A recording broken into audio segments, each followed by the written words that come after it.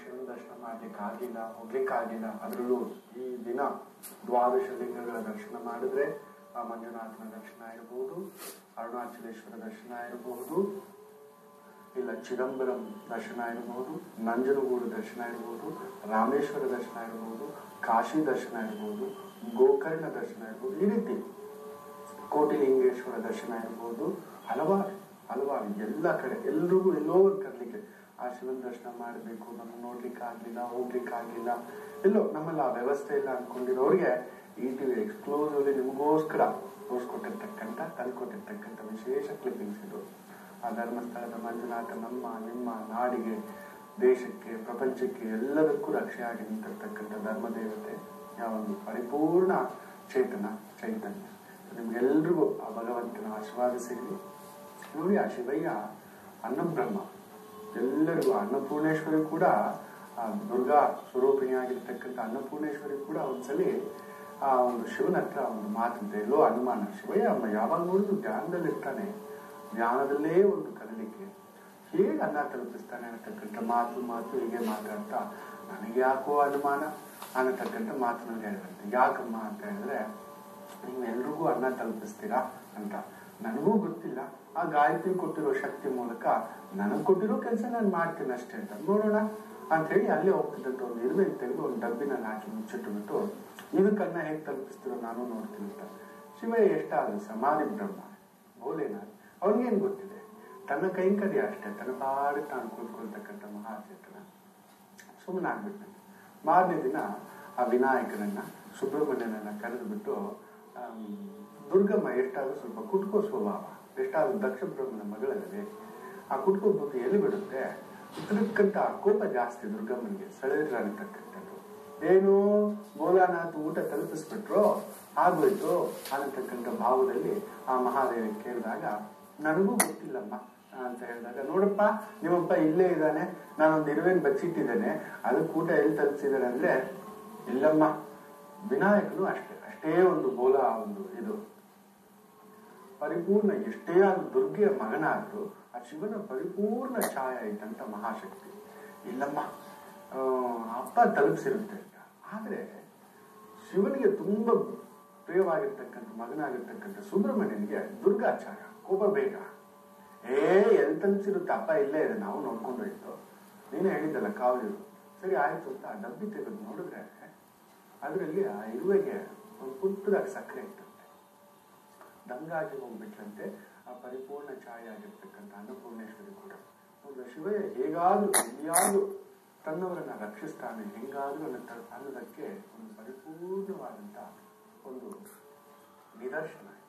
So ಅಂತ ಒಂದು ಶಿವನ ಬಗ್ಗೆ ಹೇಳ್ತಾ ಹೋಗ್ತಿದ್ರೆ ಅದಕ್ಕೆ ಒಂದು ದೊಡ್ಡ ಎಪಿಸೋಡ್ ಬೇಕಾಗುತ್ತೆ, ವರ್ಷಗಟ್ಟಲೆ ಕೂತ್ಕೊಂಡು ನಾನು ನಿಮಗೆ ಶಿವನ ಬಗ್ಗೆ ಹೇಳ್ತಾ ಕೂತ್ಕೊಳ್ತಕ್ಕಂಥದ್ದು. ಇವತ್ತು ತುಂಬಾ ವಿಶೇಷವಾಗಿ ಉಪವಾಸ, ಎಷ್ಟೋ ಜನ ಗುರುಗಳೇ ನಾವು ಉಪವಾಸ ಮಾಡಲಿಕ್ಕ ಎಷ್ಟು ಆ ಭಗವಂತ ಮಂಜುನಾಥನ ಒಂದು ಮಹಾಮಂಗಳ ದರ್ಶನ ಆಗ್ತಿದೆ. ಟಿವಿಯ ವೀಕ್ಷಕರು ದಯವಿಟ್ಟು ನಿಮ್ಮ ಸ್ನೇಹಿತರಿಗೂ ಆತ್ಮೀಯರಿಗೂ ಎಲ್ಲರೂ ಹೇಳಿ, ನಾವು ಹೋಗ್ಲಿಕ್ಕೆ ಆಗಿಲ್ಲ ಅನ್ನತಕ್ಕಂಥ ಒಂದು ಛಾಯೆ ಬದಲು ನೋಡ್ಕೊಳ್ಳಿ. ಎಲ್ಲೂ ಇಲ್ಲದ ಎಕ್ಸ್ಕ್ಲೂಸಿವ್ ಧರ್ಮಸ್ಥಳದ್ದು ಯಾರಿಗೂ ಪರ್ಮಿಷನ್ ಇಲ್ಲ, ನಿಜವಾಗ್ಲೂ ಹೇಳ್ಬೇಕು ಅಂತ ನಮ್ಮ ಟಿ ಅವ್ರಿಗೆ ಮಾತ್ರ ಕೊಟ್ಟಿರ್ತಕ್ಕಂಥದ್ದು. ನಾವು ಪುಣ್ಯ ಪಡ್ಕೊಂಡು ಬಂದಿದ್ದೀವಿ ನೋಡಿ. ಆ ನಿದರ್ಶನ, ಆ ಮಹಾಶಕ್ತಿ ಕಣ್ಣಲ್ಲಿ ನೀರು ಬರುತ್ತೆ. ನಾವೆಲ್ಲ ಇಲ್ಲೇ ಕುಳಿತು ಆ ಭಗವಂತನ ನೋಡೋ ಒಂದು ಸಾನ್ನಿಧ್ಯ ಎಲ್ರಿಗೂ ಸಿಗೋದಿಲ್ಲ, ಸಿಕ್ಕಿದೆ. ಅದನ್ನ ಮನಸ್ಸನ್ನು ತುಂಬಿಸ್ಕೊಳ್ಳಿಕ್ಕೆ ಪ್ರಯತ್ನ ಮಾಡಿ. ಯಾಕಂದ್ರೆ ಮೃತ್ಯುವಿಗೆ ಮೃತ್ಯು ಶಿವಯ್ಯ ಅಂತ ಹೇಳ್ತಾರೆ. ಎಂಥ ಒಂದು ಸಂಕಟದಲ್ಲಿ, ದುಃಖದಲ್ಲಿ, ನೋವಿನಲ್ಲಿ ತುಂಬಾ ನಿದರ್ಶನವಾಗಿ ನಿಂತ್ಕೊಳ್ತಕ್ಕಂಥ ಮಹಾಶಕ್ತಿ ಅಂತ ಹೇಳ್ತಾರೆ. ನಮ್ಗೆಲ್ಲರಿಗೂ ಆ ಧರ್ಮಸ್ಥಳದ ಮಂಜುನಾಥನ ಒಂದು ರಕ್ಷೆ, ಆನಂದ, ಶ್ರೀರಕ್ಷೆ, ನೆಮ್ಮದಿ, ಸಂತಸ. ಅದರಲ್ಲೂ ಶನಿಗೆ ಅಧಿಕಾರವನ್ನ, ಕರ್ಮವನ್ನ, ಆ ಒಂದು ಶಾಸ್ತ್ರ ತೇಜಸ್ಸನ್ನ ಕೊಟ್ಟಿರ್ತಕ್ಕಂಥ ಮಹಾಶಕ್ತಿಯೇ ಶಿವಸ್ವರೂಪ. ಅಂತ ಒಂದು ಶನಿ ದೋಷದ ಪ್ರಭಾವನ, ಈಗೆಲ್ಲ ಶನಿ ವಕ್ರ ಅಂತ ನಾನು ಹೇಳ್ತಿದ್ನಲ್ಲ, ಇಂತಿಂತ ರಾಶಿಯವರಿಗೆ ಇಂತಿಂತ ದೋಷಗಳಾಗುತ್ತೆ, ಕಲಿಕೆ ಆಗುತ್ತೆ ಅನ್ನೋದರ ಬಗ್ಗೆ ನಾನು ನಿಮ್ಗೆ ತಿಳಿಸ್ಕೊಡ್ತಿದ್ದೆ. ಅಂತ ಒಂದು ಶನಿ ದೋಷ ಹೋಗಲಿಕ್ಕೆ ಶಿವನನ್ನೇ ಹೋಗಿ ಇಟ್ಕೊಂಡ್ಬಿಟ್ರೆ ಸಾಕಂತೆ. ಅಂತ ಕರ್ಮಾಧಿಪತಿ ಕೂಡ ಕದಲಿ ನಿಂತುಕೊಂಡು ಬಿಟ್ಟಿದ್ದಾನಂತೆ ಶಿವನ ಹತ್ರ ಬರಲಿಕ್ಕೆ. ಅಂತ ಒಂದು ಮಾರ್ಕಂಡೇಯ ಮುನಿಗಳು ಅಂತ ನಾವು ಇವತ್ತೇನು ಮಾತಾಡ್ಕೊತೇವೋ, ಆ ಮಾರ್ಕಂಡೇಯರು ಕೂಡ ಆ ಒಂದು ಕರ್ಮ ಸಂದರ್ಭದಲ್ಲಿ ನಾರದ ಬ್ರಹ್ಮರಿಂದ ತಿಳಿದುಕೊಂಡಂತ ಒಂದು ಶಿವಪಂಚಾಕ್ಷರಿ ಮಂತ್ರದಿಂದ ಆಯುಷ್ಯನ್ನ ಪಡ್ಕೊಂಡ್ರು, ಮೃತ್ಯುವನ್ನ ಜಯಿಸಿದ್ರು, ಅದಕ್ಕೆ ಮಾರ್ಕಂಡೇಯ ಮುನಿಗಳಾದ್ರು ಅನ್ನತಕ್ಕಂಥ ಕರ್ಮಕ್ಕೆ ಅಧಿಪತಿಯಾಗಿರ್ತಕ್ಕಂಥ ಶನೇಶ್ವರ ಕೂಡ ಒಳಗಡೆ ಬರಲಿಕ್ಕೆ ನಿಂತು ಬಿಡ್ತಾನಿದ್ದೆ, ಬರ್ಲಿಕ್ಕೆ ಆಗುವುದಿಲ್ಲ ಶಿವನ ಬಳಿ. ಶಿವನೇ ರುದ್ರ ಸ್ವರೂಪ, ತಾಂಡವ ಸ್ವರೂಪ, ಬೋಲಾ ಸ್ವರೂಪ, ದಕ್ಷಿಣಾಮೂರ್ತಿ ಸ್ವರೂಪ, ಅರ್ಧನಾರೀಶ್ವರ ಸ್ವರೂಪ ಅಂತೆಲ್ಲ ಹೇಳ್ತಾರೆ. ಅಂತ ಒಂದು ಶಿವನನ್ನ ಇವತ್ತು ನೆನೆಸ್ಕೊಳ್ಳೋದ್ರಿಂದ ಶನಿತಾಟದಿಂದ ದೂರ ಬರಬಹುದು. ಅದೇ ಗುರುಗಳೇ, ನಾವೆಲ್ಲ ಹನುಮಂತನ ದೇವಸ್ಥಾನಕ್ಕೆ ಹೋಗ್ತೀವಿ, ಹನುಮಂತನ ಬೇಗ ಪೂಜೆ ಕೊಟ್ರೆ ಬೇಗ ಸಿದ್ಧಿ ಆಗುತ್ತೆ ಅಂತ ಎಷ್ಟೋ ಜನ ಹೇಳ್ತೀರಾ. ಖಂಡಿತ ಅದು ನಿಜವೇ, ಖಂಡಿತ ನೀವು ತಪ್ಪಲ್ಲ. ಆದ್ರೆ ಆ ಒಂದು ಹನುಮಂತ ಕೂಡ ರುದ್ರ ಸ್ವರೂಪಿಯೇ ಅನ್ನೋದು ಎಷ್ಟೋ ಜನಕ್ಕೆ ಗೊತ್ತಿಲ್ಲ. ರುದ್ರನ ಒಂದು ಅಂಶ ಅದು. ಶ್ರೀರಾಮಚಂದ್ರನ ಅವತಾರವಾಗಲು ವಿಷ್ಣು ಭೂಮಿಗಿಳಿದು ಬರತಕ್ಕಂಥ ಒಂದು ಸಂದರ್ಭ ಬಂದೋಗಿದ್ದಂತ ಸಂದರ್ಭದಲ್ಲಿ ಶಿವಯ್ಯ ಕೇಳ್ಕೊಂಡಂತ ವಿಷ್ಣುವನ್ನು, ಯಾಕೋ ನನ್ ಬಿಟ್ಟು ಇರ್ಲಿಕ್ಕಾಗೋದಿಲ್ಲಪ್ಪ, ನಾನು ಬರ್ತೇನೆ, ನಾನು ನಿನ್ ಜೊತೆಲೇ ಇರ್ತೇನೆ ಅನವರತ ಅಂದಾಗ, ಅದು ನನಗಿಂತಲೂ ನಿನಗೆ ಹೆಸರು ಬರಲಿ, ನನಗಿಂತಲೂ ನಿನಗೆ ಶಕ್ತಿ ಹೆಚ್ಚಲಿ, ನನಗಿಂತಲೂ ಸೂರ್ಯಚಂದ್ರ ಇರುವವರೆಗೂ ಅಜೀವವಾಗಿ ಚಿರಂಜೀವಿಯಾಗಿ ನಿಲ್ಲತಕ್ಕಂಥ ಶಕ್ತಿಯಾಗಿ, ಶಕ್ತಿ ಸ್ವರೂಪಿಯಾಗಿ, ಅಖಂಡ ಬ್ರಹ್ಮಚಾರಿಯಾಗಿ ಭೂಮಿಗೆ ಬಂದು ಹನುಮಂತನಾಗಿ ನನ್ನ ಜೊತೆಯಲ್ಲೇ ಯಾವಾಗಲೂ ಇರಿಯಂತೆ ಅಂತ ಆಶೀರ್ವಾದ ಮಾಡ್ತಾರಂತೆ. ಅದುವೇ ಶಿವಸ್ವರೂಪ ಹನುಮಂತನಾಗಿ ಭೂಮಿಗೆ ಇಳಿದು ಬಂದಿರ್ತಕ್ಕಂಥದ್ದು. ರುದ್ರನ ಪರಿಪೂರ್ಣ ಕ್ಷಾತ್ರ ತೇಜಸ್ಸು, ಅದಕ್ಕೆ ಆ ಶಕ್ತಿ. ರುದ್ರ ಅಂದ್ರೇನೆ ಬ್ರಹ್ಮ ತೇಜಸ್ಸು ಅಂತ ಹೇಳ್ತೇವೆ. ತೇಜಸ್ಸು ಬೇಕು ಅಂದ್ರೆ ಅದೇ ಈ 3 ಕಟ್ಟೆ.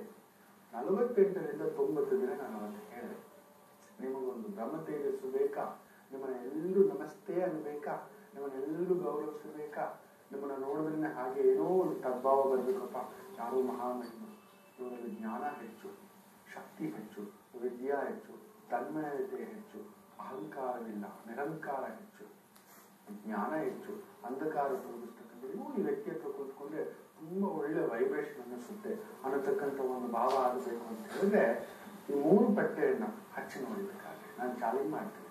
48ರಿಂದ 90 ದಿನ ನಿಮಗೆ ಸಂತೋಷ ಒಪ್ಕೋತೀನಿ. ಸ್ವಾಸ್ಥ್ಯಯುಗ ಬೆಳಿಗ್ಗೆ ಯಾವತ್ತೂ ಈಗೆಲ್ಲ ಪಟ್ಟೆ ಹಚ್ಕೊಂಡು ಗೊತ್ತಿಟ್ಕೊಂಡು ಹೇಗೆ ಗುರುಗಳೇ ಹೋಗುದು, ನಮ್ಮನ್ನೆಲ್ಲ ಹೇಗೆ ನೋಡ್ತಾರೆ ಬಸ್ಸಲ್ಲೆಲ್ಲ, ಇದೇನಿದು ಶಾಸ್ತ್ರಿ ಬಂದ್ಬಿಟ್ಟ, ಇದೇನಿದು ಅನ್ನತಕ್ಕಂಥ ಒಂದು ಮಾತು ಹೇಳ್ತಾರೆ. ಯಾಕೋ ಸಂತೋಷ ಒಪ್ಕೊಳ್ತೀನಿ, ಆಯ್ತು ಪರವಾಗಿಲ್ಲ. ಸಂಜೆ ಬರ್ತಿರಲ್ವಾ ಡ್ಯೂಟಿಯಿಂದ ಕೈಕಾಲು ತೊಳ್ಕೊಂಡು ಮನೆಯಲ್ಲಿ ದೀಪ ಹಾಕಿಬಿಟ್ಟು ಮನೆಯಲ್ಲೇ ಇರ್ತೀವಿ, ಎಲ್ಲರೂ ಹೊರಗಡೆ ಹೋಗ್ತಕ್ಕಂಥ ಭಾವ ಹಚ್ಕೊಂಡು ಏನೂ ಅಲ್ಲ. ಶಿವನ 3ನೇ ಕಣ್ಣು ಮಗು ಇದೆ. ಬೇಕಾದ್ರೆ ಕರೆಕ್ಟ್ ಆಗಿ ಅನಾಟಮಿ ಸ್ಟೂಡೆಂಟ್ಸ್ ಗೊತ್ತಿಲ್ಲ, ಕಪಾಲದಲ್ಲಿ 3 ಕೂತಿದೆ ಕ್ಲೀನಾಗಿ ಕಾಣಿಸ್ತದೆ. ನಾವೆಲ್ಲ ಅನ್ಕೊಂಡಿರೋದು 2 ಕೂತು ಅಂತಕ್ಕಂಥದ್ದು ಅಲ್ಲ. ಈ 3ನೇ ಕಣ್ಣನ್ನ ಮನುಷ್ಯ ಓಪನ್ ಮಾಡ್ಬೋದು ಸರಿಯಾದ ಜ್ಞಾನದಿಂದ, ಸರಿಯಾದ ಒಂದು ಜ್ಞಾನದಿಂದ, ತಪಸ್ಸಿನಿಂದ, ಶಕ್ತಿಯಿಂದ, ಪದದ ಚಿಂತನೆಯಿಂದ ಆ ಒಂದು 3ನೇ ಕಣ್ಣು ತೆಗಿತಕ್ಕಂಥದ್ದು ಅಂತ. ಅದಕ್ಕೆ ತುಂಬಾ ಕೋಪ ಬಂದಾಗ ಇಲ್ಲಿ ಇಟ್ಕೊಳ್ಳಿ ಒಂದು 2 ನಿಮಿಷ, ಆ ಕೋಪ ಇರುತ್ತೆ. ಪೃಥ್ವಿ ತತ್ವ ಅಂತ ಹೇಳ್ತೇವೆ, ಸೂರ್ಯ ತತ್ವ, ಇದು ಶನಿ ತತ್ವ, ಇದು ಗುರು ತತ್ವ, ಇದು ಜಲ ತತ್ವ, ಇದು ಅಗ್ನಿ ತತ್ವ. ಇದನ್ನ ಇಟ್ಕೊಂಡ್ರೆ ಜಾಸ್ತಿ ಆಗುತ್ತೆ ಆಯ್ತಾ. ಈ ಒಂದು ಅದಕ್ಕೆ ಹೆಣ್ಮಕ್ಳು ಕೋಪ ಜಾಸ್ತಿ, ಅವ್ರ ಕೋಪ ಕಂಟ್ರೋಲ್ ಇರ್ಲಿ ಅಂತ ನಾ ಕುಂಕುಮ ಇಲ್ಲಿದೆ ಅನ್ನೋದು. ಕುಂಕುಮ ಅಲ್ಲ ಆಕ್ಚುಲಿ ಹೇಳೋದು, ಅದನ್ನ ಹೇಳ್ತಾ ಆ ಕೋಪನ ಎರ್ತಿನಿಂದ ತೆಗೆಸ್ತಕ್ಕಂಥದ್ದು. ಆ ಶಿವನ ಒಂದು ಬೆಂಕಿ ನಮ್ಮಲ್ಲಿ ಇರ್ತಕ್ಕಂಥ ಪ್ರತಿಯೊಬ್ಬ ಮನುಷ್ಯನು ಶಿವನ ಆಗೋದಿಲ್ಲ, ಸರಿಯಾಗಿ ಅಭ್ಯಾಸ ಮಾಡಿದ್ರೆ ಸರಿಯಿಲ್ಲ. 48ರಿಂದ 90 ದಿನ ಸಂಜೆ ಬಂದಾಗ ಹಚ್ಚಿ ನೋಡಿ. ಇದು ನನ್ನ ಮಾತಾಡಿ ಎಂಥ ಕೋಪಿಷ್ಟನಾಗಲಿ, ದೂರ್ವಾಸನಂತ ವ್ಯಕ್ತಿ ಆಗಲಿ, ಅರ್ಧ ಭಾಗ ಕಡಿಮೆ ಆಗಿದೆ. ಅದು ತಡೆಯುತ್ತೆ ಆ ಪಟ್ಟೆ, ಆ ಬ್ರಹ್ಮಚೇತನವನ್ನ ಚೈತನ್ಯಗೊಳಿಸುತ್ತೆ. ಈ 3 ರೇಖೆಗಳು ತುಂಬಾ ವಿಶೇಷ. ನೋಡ್ಬೇಕಾದ್ರೆ ಸರಿಯಾದ ಗುರುಗಳನ್ನ ಗಮನಿಸಿ ನೋಡಿ. ಆ ಸರಿಯಾಗಿ ವಿಭೂತಿ ಇಟ್ಟಿರ್ತಕ್ಕಂಥದ್ದು ಏನೋ ಒಂದು ಪ್ರಕೃತಿನ ನೋಡ್ತೀವಿ, ನಮಗೆ ಹಾಗೇ ದೂರದಲ್ಲಿ ನಿಂತ್ಕೊಳ್ತೀವಿ, ಏನೋ ಶಕ್ತಿನಪ್ಪ ಅಂತಕ್ಕಂಥದ್ದು. ಅವುಗಳು ಅಭ್ಯಾಸ ಮಾಡ್ಬೋದು. ಅದು ಹೆಣ್ಣು ಮಗು ಇರಲಿ ಗಂಡು, ಅದರಲ್ಲೂ ತುಂಬಾ ತುಂಟು ಮಕ್ಕಳು ಇರ್ತಾರಲ್ವಾ, ತುಂಬಾ ನಾಟಿ ಮಕ್ಕಳು, ಓದೋದಿಲ್ಲ, ಓದಿದ್ರು, ಕೆಟ್ಟ ಮಾತು, ಕೆಟ್ಟ ಭಾಷೆ ಮಾತುತ್ತಿದ್ರೆ ಮನೆ ಬಿಟ್ಟು ಹೋಗ್ತೀನಿ, ವಂಶ ಸತ್ತು ಹೋಗ್ತೀನಿ, ಸೂಸೈಡ್ ಮಾಡ್ಕೊತೀನಿ, ನನಗೆ ಯಾರು ಇಲ್ಲ ಏನೂ ಇಲ್ಲ, ಸುಮ್ಮನೆ ಕೂತು ದೀಪ ಹಚ್ಬಿಟ್ಟು ಒಂದು 2 ನಿಮಿಷ ದೀಪ ಕೊಟ್ಟಿಟ್ಕೊಂಡು ಸಂಜೆ ಬೆಳಿಗ್ಗೆ ಅದು ಮುಖ ತೋರಿಸ್ಕೊಬಿಟ್ರಪ್ಪ, ನಾವೇನು ಬಯೋಚನೆ ಮಾಡಲ್ಲ, ಸ್ನಾನ ಮಾಡಿಬಿಟ್ಟು ನೀವು ನಾರ್ಮಲ್ ಆಗಿ ಕೆಲ್ಸಕ್ಕೆ ಹೋಗಿ, ನಾರ್ಮಲ್ ಆಗಿ ಕಾಲೇಜ್ ಹೋಗಿ, ನಾರ್ಮಲ್ ಆಗಿ ಸ್ಕೂಲ್ಗೆ ಹೋಗಿ ನೋಡಿ. 91ನೇ ದಿನ ಇದು ನನ್ನ ಚಾಲೆಂಜ್.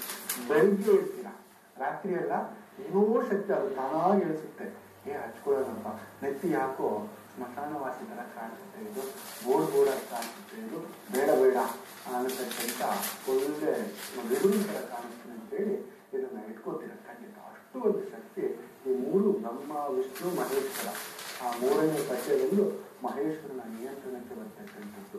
ಹಣೆ ಅಗಲ ಆಗುತ್ತೆ, ಬ್ರಹ್ಮಚೂರ್ಣ ಬರುತ್ತೆ, ಘೋಷಣಾ ಶಕ್ತಿ ಜಾಸ್ತಿ ಆಗುತ್ತೆ, ಗ್ರಹಣಾಶಕ್ತಿ ಗ್ರಹಿತ ಶಕ್ತಿ ಜಾಸ್ತಿ ಆಗುತ್ತೆ, ಚಿಂತನಾಶಕ್ತಿ ಜಾಸ್ತಿ ಆಗುತ್ತೆ, ತಪಶಕ್ತಿ ಜಾಸ್ತಿ ಆಗುತ್ತೆ. ಕುಳಿತು ಯೋಚನೆ ಮಾಡ್ತೀರಾ. ತುಂಬಾ ಸ್ಪೀಡ್ ಇರೋರು ನನ್ನಷ್ಟು ಆತ್ರವೇದಿ ಇಲ್ಲ, ನಿಜವಾಗ್ಲೂ ಹೇಳ್ತಾರೆ, ನನ್ನಷ್ಟು ಮಂದಬುದ್ಧಿ ಇಲ್ಲ, ದಡ್ಡ ಇಲ್ಲ. ಈ ಒಂದು ಪಟ್ಟೆಯ ಒಂದು ಭಾವನೆ ನನ್ನ ಹತ್ರ ಹೇಳ್ಕೊಳ್ತಾರೆ. ಇದಕ್ಕೆ ನಾನು ಏನಾದ್ರೂ ಸ್ವಲ್ಪ ಕಲಿಕೆ, ಸ್ವಲ್ಪ ಕೋಪ ಕಡಿಮೆ ಆಗಿದೆ, ಸ್ವಲ್ಪ ಏನಾದ್ರೂ ಪ್ರಿಪ್ರೇಷನ್ ಮಾಡ್ಕೋತೀನಿ ಅನ್ನತಕ್ಕಂಥದ್ದು ಬಂದಿದೆ ಅಂದ್ರೆ ಇದರಿಂದಲೇ ಅಂತ ನನ್ನ ಪರಿಪೂರ್ಣ ನಂಬಿಕೆ. ಎಲ್ಲೋ ದಡ್ಡನಾಗಿದ್ದವನು ಕಾಳಿದಾಸನಾಗಿ ಇವತ್ತಿದ್ದಾರೆ, ಕಾಳಿ ಆರಾಧಕನಾಗಿ. ನೀವು ಕೂಡ ಮಾಡ್ಕೊಡ್ತೀರಾ, ಮಾಡಿ ನೋಡಿ. ನಾನು ನಿಮ್ಮನ್ನು ಜಾಸ್ತಿ ಕೊಡೋಲ್ಲ. ಬೆಳಿಗ್ಗೆ ಮಾಡಬೇಡಿ, ಮಧ್ಯಾಹ್ನ ಮಾಡಬೇಡಿ. ಡ್ಯೂಟಿಯಿಂದ ಬಂದಾಗ, ಶಾಲೆಯಿಂದ ಬಂದಾಗ, ಕಾಲೇಜಿಂದ ಬಂದಾಗ, ಹೆಣ್ಮಕ್ಳಾದ್ರೂ ಸರಿ ಆ 5 ದಿನ ಹಚ್ಬೇಡಿ ಅಷ್ಟೇ. ಸಂಜೆಗೆ ಹಚ್ಕೊಳ್ಳಿ ನಿಮ್ಮ ಪಾಡಿಗೆ. ಬೇಡ ಹೂ ಕಷ್ಟ ನಿಮಗೆ. ನೀನು ಮಲಗೋಕೆ ಇನ್ನೊಂದು ಅರ್ಧ ಗಂಟೆ ಇದೆ ಅನ್ಬೇಕಾದ್ರೆ ಆ 3 ಪಟ್ಟೆಯನ್ನು ಹಚ್ಕೊಬಿಟ್ಟು ಕುಂಕುಮ ಹಚ್ಕೊಂಡು ನಿಮ್ಮ ಪಾಡಿಗೆ ಊಟ ಎಲ್ಲ ಮುಗಿಸ್ಕೊಂಡು ಆಮೇಲೆ ಹೋಗಿ ಮಲ್ಕೊಳ್ಳಿ. ಬೆಳಿಗ್ಗೆ ಎದ್ದು ನೋಡಿ ಅದ್ಭುತವಾಗಿ ಒಂದು